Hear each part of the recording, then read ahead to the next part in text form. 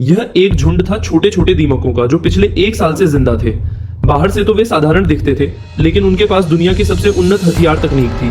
फिर भी इतनी विकसित जाति सिर्फ ग्रूट के अनजाने में पड़े एक पैर से पूरी तरह नष्ट हो गई।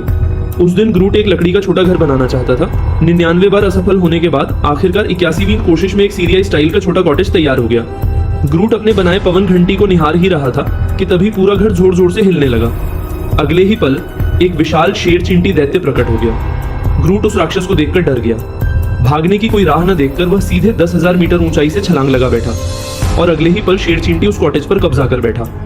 ग्रूट निराश ही था कि तभी एक अनजाना जीव सामने आया और अच्छाई कर बैठा।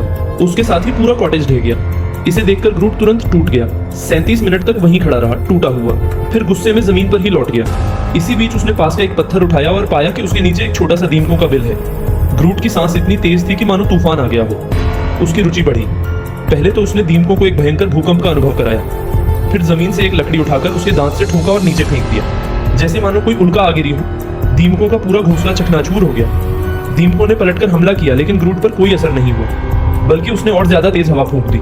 उसे पता नहीं था कि ये वही दीमक हैं जिनके पास हाई टेक्नोलॉजी है। जैसे ही उसकी हवा से पत्ते बिखरे, वो बर्फीली मिट्टी पर गिर पड़े। दीमकों ने खुशी से जश्न मनाया, क्योंकि एक पत्ती उनके लिए पूरे महीने का भोजन था। यह देखकर ग्रूट के दिमाग में बिजली कौंधी। वह दौड़कर एक बड़ी टहनी भर पत्ते तोड़ लाया, सोचा नए दोस्तों को दावत दे। लेकिन अगले ही पल वह दुनिया की सबसे अद्भुत तरल चीज देख बैठा। वह तरल अपनी शक्ल बदल सकता था, यहाँ तक कि मालिक की हरकतों की नकल भी करता था। उस रात सोते हुए ग्रूट की नींद एक अजीब आवाज से खुली। उसने सोचा पानी पीकर शांत हो ले, लेकिन आवाज फिर आई। गुस्से में उसने आवाज की तरफ कदम बढ़ाए, पास ही पड़ी एक स्मार्ट वॉच उठाई और उसे टॉर्च की तरह इस्तेमाल किया। जांच करने पर पाया जमीन पर एक टूटी हुई टेस्ट ट्यूब पड़ी थी, जिससे तरह तरह के रंगीन तरल गिर गए थे। ग्रूट ने उन तरल के निशानों का पीछा किया, लेकिन चाहे जितना खोजा उसे उस अजनबी का पता न चला। तभी अचानक एक परछाई लपकी। ग्रूट तुरंत उसके पीछे भागा। Thank you everyone. धमाके की आवाज सुनकर ग्रूट धीरे धीरे आगे बढ़ा। वहां उसने देखा जमीन पर पड़े क्रिस्टल आपस में जुड़कर दूसरा ग्रूट बन गए। आइए आइए, ये तो नकली है। सामने खड़े इस डुप्लीकेट से ग्रूट ने अपना अंतिम दांव चला, पर नकली वाला भी कम ताकतवर न निकला। उसका डांस तो असली ग्रूट से भी ज्यादा नटखट था। धीरे धीरे दोनों ने मिलकर डांस करना शुरू कर दिया, और तभी ये डुप्लीकेट ग्रूट असली ग्रूट को नाच सिखाने लगा। Oh no no no my friend, फिर से करो।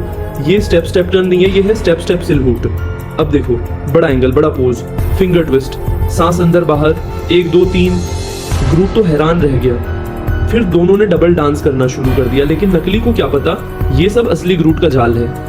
ये शायद मार्वल इतिहास का सबसे डरावना सुपर हीरो बन चुका था।